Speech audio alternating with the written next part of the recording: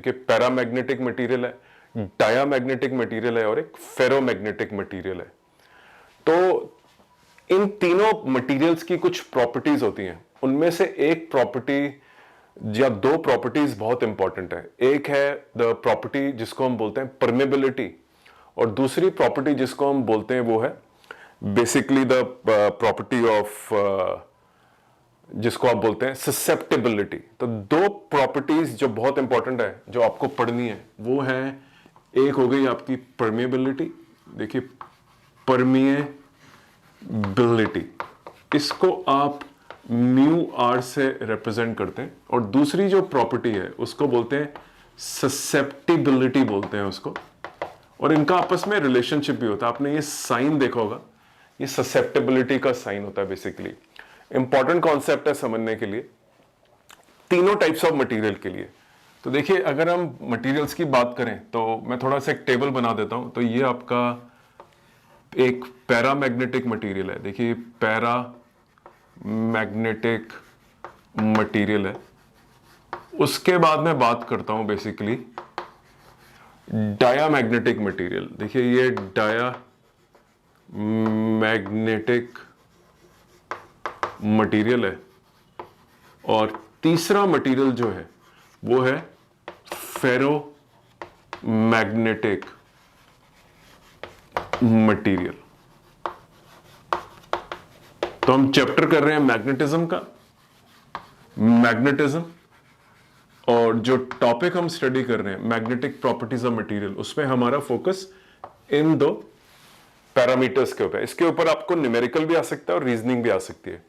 देखिए अगर आपको एक एक्सटर्नल मैग्नेटिक फील्ड जा रहा है कहीं से, मान लीजिए ये एक्सटर्नल मैग्नेटिक फील्ड कहीं से जा रहा है, ये एक एक्सटर्नल मैग्नेटिक फील्ड है।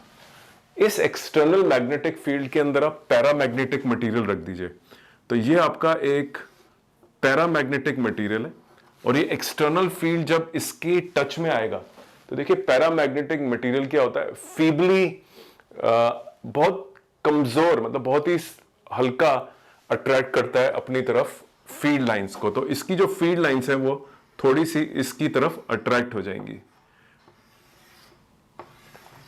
तो ये आपका देखिए ये मटेरियल कौन सा है, ये वाला, ये मटेरियल है आपका paramagnetic material, this is paramagnetic material.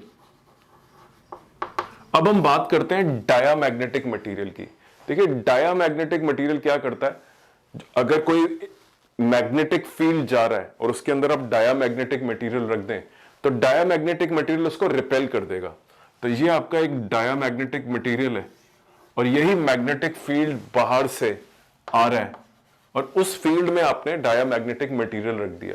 तो देखिए इलेक्ट्रिक लाइंस ऑफ फोर्सेस जो सीधी जा रही थी वो रिपेल होकर इससे दूर चली जाएंगी, देखिए इससे दूर चली गई, दे रन अवे, इससे दूर भाग जाती हैं जो मैग्नेटिक लाइंस ऑफ फोर्सेस है बेसिकली। तो ये मटेरियल हो गया आपका डायामैग्नेटिक मटेरियल। अब हम तीसरे मटेरियल की बात करते हैं जिसको आप बोलते हैं फेरोमैग्नेटिक। देखिए ये अपनी तरफ मैग्नेटिक लाइंस ऑफ फोर्सेस को बहुत जबरदस्त अट्रैक्ट करता है। तो इसके थ्रू अगर आप देखेंगे तो एयर को छोड़ के, एयर के अंदर है और एयर से मटेरियल के अंदर चली गई है, और तो ये एयर को छोड़ के इस तरफ ये, तो ये हाईली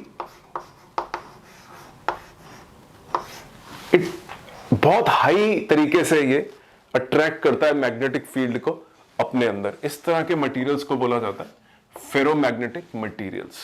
तो कई बार क्वेश्चन आता है जिसमें ग्राफ दिया होता है कि पहचानिए ये कौन सा मटेरियल है, ये कौन सा मटेरियल है और ये कौन सा मटेरियल है। तो आपको पता होना चाहिए कि जिस मटेरियल के अंदर सबसे ज्यादा लाइंस ऑफ फोर्सेस अट्रैक्ट होके आ रही हैं, जो पहले एयर में से जा रही थी अब अंदर से जा रही हैं, वो फेरोमैग्नेटिक मटेरियल है। जो रिपेल करता है वो डायामैग्नेटिक मटेरियल है, और जो कुछ फील्ड लाइंस को अपनी तरफ खींच लेता है वो पैरामैग्नेटिक मटेरियल है। अब हम बात करते हैं परमेबिलिटी की। देखिए परमेबिलिटी पे मैंने एक वीडियो बनाया, पहले तो वो सुनिए, व्हाट इज परमेबिलिटी। लेकिन फिजिकल सेंस में फेरोमैग्नेटिक मटेरियल्स की परमेबिलिटी 1 से बहुत ज्यादा होती है, ये काफी ज्यादा वैल्यू दिखाते हैं परमेबिलिटी की। रेशियो होती है with respect to vacuum, relative permeability.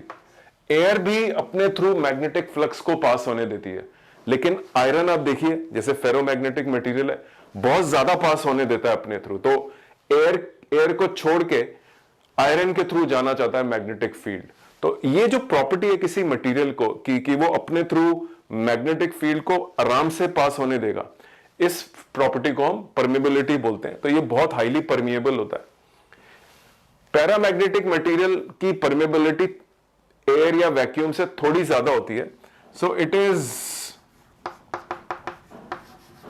Greater than 1, but ज्यादा ग्रेटर देन 1 नहीं होगी। इट विल नॉट बी 100, 50, बहुत 1 से थोड़ी ज्यादा होगी। और अगर हम डायामैग्नेटिक मटेरियल्स की बात करें तो डायामैग्नेटिक मटेरियल्स जो होते हैं उनकी परमेबिलिटी जो है इट इज लेस देन 1। ये तो रिपेल ही कर देते हैं, ये तो आने ही नहीं देते हैं। तो आप अगर देखें तो आपको न्यूमेरिकल्स के अंदर जो क्वेश्चन आता है मैं उसके ऊपर आ रहा हूं। तो अब आपने बेसिकली पहले अपने डायग्रामेटिक रिप्रेजेंटेशन देखा, फिर आपने न्यूमेरिकल वैल्यू ऑफ परमेबिलिटी देखी, और तीसरा कॉन्सेप्ट जो है ससेप्टेबिलिटी का, मैं उसके ऊपर आता हूं। देखिए एक रिलेशनशिप होता है कि permeability is given by 1 + x। अगर आपको किसी की ससेप्टेबिलिटी निकालनी है तो आप इस एक्सप्रेशन का यूज करिए। आप क्लियरली देख सकते हैं कि ससेप्टेबिलिटी ऑफ फेरोमैग्नेटिक मटेरियल अगर आप निकालेंगे that will come out to be μr -1। तो μr बहुत बड़ा होता है, तो ससेप्टेबिलिटी आपकी पॉजिटिव आएगी और बड़ी आएगी। तो अगर आपको न्यूमेरिकल के अंदर ससेप्टेबिलिटी बड़ी और पॉजिटिव दी हुई है तो अगर आपको कोई वैल्यू दे रखी है ससेप्टेबिलिटी की -0.5, -0.5 का मतलब है नेगेटिव ससेप्टेबिलिटी। कहने का मतलब ये मटेरियल किस तरह का है, डायामैग्नेटिक मटेरियल है, और ये एक्सप्रेशन यूज करके ही नेगेटिव आया। और इसी तरह से अगर आपका जो ससेप्टेबिलिटी कुछ पॉजिटिव है लेकिन थोड़ा सा पॉजिटिव है, तो आपका जो वो मटेरियल हो गया पैरामैग्नेटिक मटेरियल। देखिए μr is slightly bigger than 1, मान लीजिए 1.02 -1 इज इक्वल टू 0.02। तो पॉजिटिव है लेकिन बहुत छोटा है, तो susceptibility of paramagnetic materials is very very small. तो आप इस चैप्टर में ध्यान से पढ़िए, इसके अंदर बहुत सारी टर्मिनोलॉजीज हैं। मैग्नेटिक प्रॉपर्टीज ऑफ मटेरियल के अंदर आपको intensity of magnetization, magnetic intensity और ससेप्टेबिलिटी, परमेबिलिटी, इस तरह की बहुत सारी जो आपको टर्मिनोलॉजी इसके अंदर नजर आएंगी। आपको एक एक टर्मिनोलॉजी के बारे में पता होना चाहिए, इसका मीनिंग क्या है। बहुत आसान न्यूमेरिकल होते हैं इसके ऊपर, तो आप इनको छोड़िए मत, क्योंकि थोड़ा सा याद करने वाला चैप्टर है, थोड़ा बहुत याद करना पड़ता है। और डेफिनेशन जो है आपको सारी आनी चाहिए, जैसे कि magnetic dipole movement per unit volume क्या होता है, तो आपको क्लैरिटी होनी चाहिए कि क्या ये इंटेंसिटी ऑफ मैग्नेटाइजेशन है या मैग्नेटिक इंटेंसिटी है। इस तरह का छोटा सा कंफ्यूजन इस चैप्टर में होता है। थोड़ा सा कंसंट्रेशन और थोड़ा सा फोकस और आप बहुत आसानी से इस चैप्टर को कर लेंगे। तो मेरे बहुत सारे वीडियोस अवेलेबल हैं जहां पे मैंने मैग्नेटिज्म के बारे में बोला। आई कंडक्ट लाइव क्लासेस, मैं लाइव क्लासेस भी कंडक्ट करता हूं।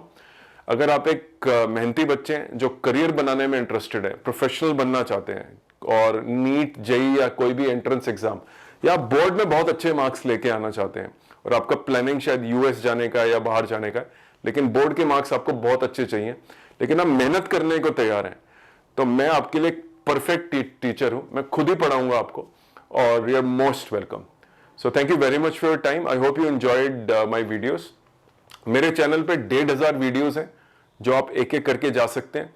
ऐसा शायद ही कोई क्वेश्चन होगा बोर्ड एग्जामिनेशन के अंदर जो इस चैनल के अंदर से नहीं आएगा। तो आप अगर अपना सिलेबस रिवाइज कर रहे हैं तो मेरे चैनल के जरिए भी आप सिलेबस रिवाइज कर सकते हैं। आप एनसीईआरटी खोल के रखिए और टॉपिक ढूंढ सकते हैं मेरे यूट्यूब चैनल पे, और आपको दिखेगा कि बहुत सारे क्वेश्चन अपकमिंग बोर्ड एग्जामिनेशन के अंदर और आने वाले वक्त में मेरे चैनल से ही आएंगे। तो अपना कीमती समय देने के लिए बहुत बहुत धन्यवाद। आपका दिन शुभ हो।